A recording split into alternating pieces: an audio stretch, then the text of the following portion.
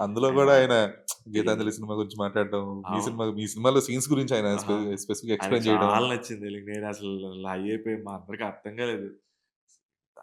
అసలు అదొక క్రిటిక్ లాగా డీకన్‌స్ట్రక్ట్ చేస్తున్నప్పుడు సినిమా గురించి నేను అంటే నైస్ పర్లేదు. ఎక్కడికి పోలేదు నా 10 ఏళ్ల కష్టం అనిపించింది ఆ మొమెంట్. హ్మ్. ఎక్కడికి పోలేదు నా కష్టం. నా హీరో నా సినిమా చూసాడనేది మామూలు హై కాదు. నేను చెప్పలేకపోతున్నానసలు. ఆ మనిషి అసలు వాట్ ఎ వండర్‌ఫుల్ హ్యూమన్ డెలింగ్ మీరు 'ప్రభాస్' అన్న ఫ్యాన్ అయినా, కాకపోయినా ఆయన్ని కలిసి 5 నిమిషాలు మాట్లాడితే మీరు ఫ్యాన్ అయిపోతారు. ఈ he is my hero and I am proud to meet him and say that I am an even bigger fan today. నేను ఆల్రెడీ చొక్కాలు చించుకునే టైప్.